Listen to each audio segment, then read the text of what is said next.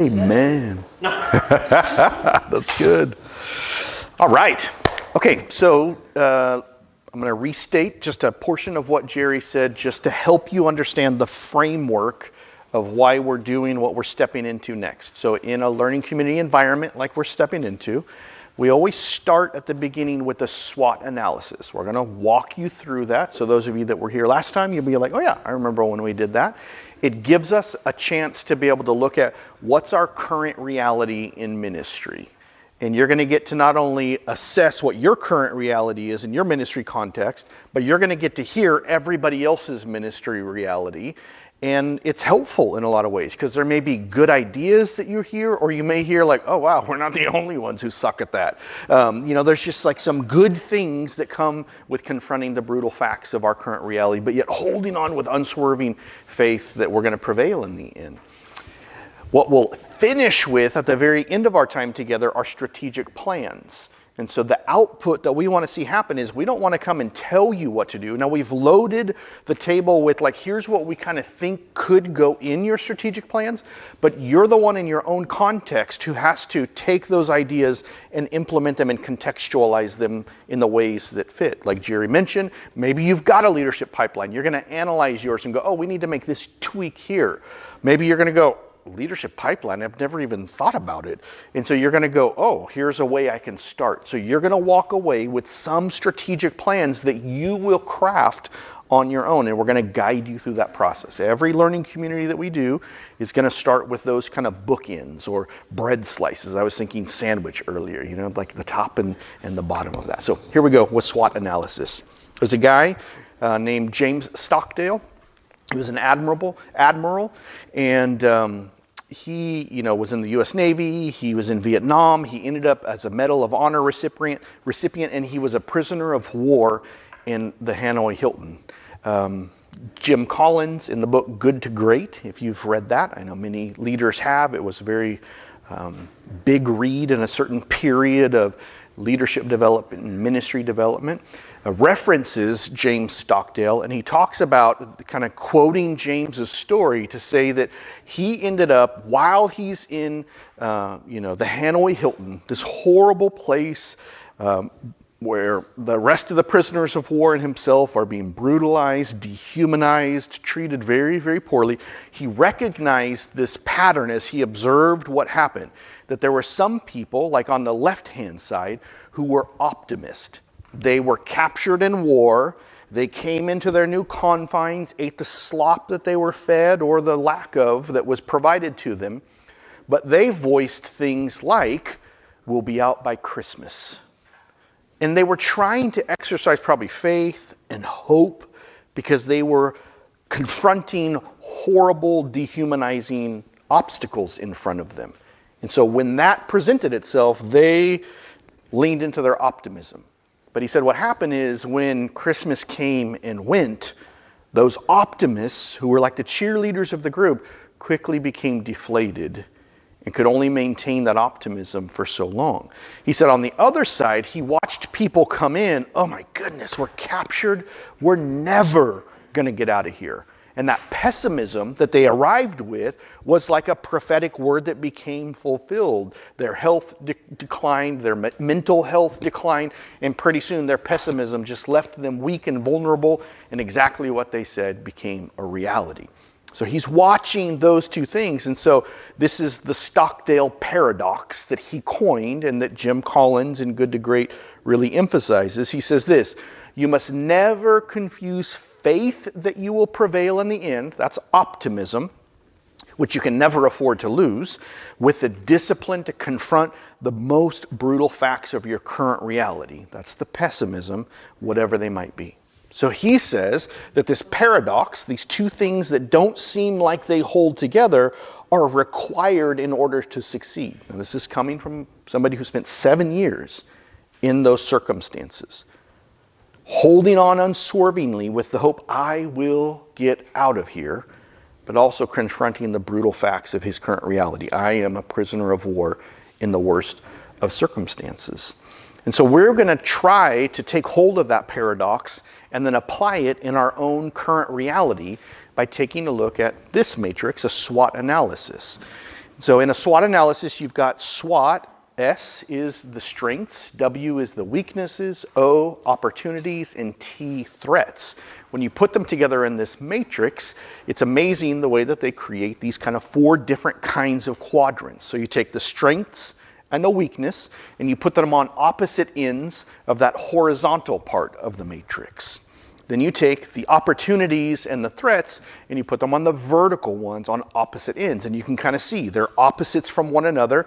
And it could be, let's provide some numerical value here. We're not going to truly use kind of like algebra and all that kind of stuff. But if the 0 point was in the middle and you went positive 100 towards strength and negative 100 toward weakness, you can kind of see how it would slide somewhere along there. What we're going to do, though, is we're going to use those 4 quadrants to take a look. I'm going to invite you to look backwards at the last 6 months of your ministry in your own context. And in just a little bit, I'm going to ask you to think through, when you think of your church's life, from whatever position you have, when you look back at it, what breakthroughs do you see in the last 6 months? This is where a strength met an opportunity. It's anywhere that you saw God's kingdom break into your reality. Maybe it was these people got baptized. Maybe it was we saw somebody delivered from a demon. Maybe it was we went and we did this ministry project together and it was amazing. Where did you see the kingdom of God breaking through? The other quadrant that we'll take a look at are where was an opportunity to do something met with an internal weakness that you guys brought to the table. This is an area of frustration. We could have done something, but for whatever reason, a weakness that individuals or our community or our culture has, we couldn't experience the breakthrough that we wanted to see. This is the experience of internal resistance. An opportunity was there, but we didn't have the strength to engage it. You might have attempted to, but that weakness showed itself and you couldn't maintain, you couldn't sustain, or fear could have been a weakness. We just were too afraid to step out and do it. Or busyness. We were too busy doing these other things. We were distracted. So where were there frustrations that you faced? This one is oftentimes difficult to contrast with the frustration, but battles. This is a place where you brought strength to the table as a ministry or as a leader, but there was an external threat that came against you, so you faced the battle. We don't exist in neutral territory. There's war going on around us, and as we take hold of the plow to do kingdom work, we come against various forms of opposition. So this is that experience of an external resistance. It's engaging in areas from a place of strength, but the presence of some kind of threat makes it feel difficult. It could be there are some leaders in our church who don't like the direction things are going. You mean we have to call them a threat? We're going to confront the brutal facts. Let's be honest, those types of things happen, but they've been here for multiple generations. Yeah, that threat has happened for multiple generations. It could have been, we tried to go do this thing in the community, and the community called us, homophobic, or they slurred us in all of these ways because they think that we represent these other things, and so we faced an external threat on the outside. Threats can materialize in a variety of ways, but you actually had a strength to deliver on this, but something outside prevented this from happening. The other area will be failure. Now, good Christian people who know Jesus is victorious in the end, God bless you, have a hard time with naming these kinds of things because we have excuses for why, they really shouldn't be in the failure category. But if failure is just simply this, where we had an internal weakness and we had threats meet us there, it's the place where those two things met together and we didn't have the strength to do it and we're vulnerable here. There are churches who reach a certain stage in age of development where, we don't have the energy that we once had, and the world's changing around us, the demographic. We don't look like the people who live in the neighborhood where our church is planted any longer, and we don't know what to do. We're just trying to survive. And so our breakthrough is we met every Sunday, but our failure is we're not really doing anything but surviving. That could just be an honest look. Remember, we're trying to employ the Stockdale paradox. Let's hold on unswervingly with faith that we will prevail because Jesus is victorious. But let's not be so optimistic that we just say, I hope he returns soon because we're not going to last much longer. Let's just confront the brutal facts of our current reality, be honest with it, and it's there, I've found, that in the midst of that Stockdale paradox, that God does amazing things.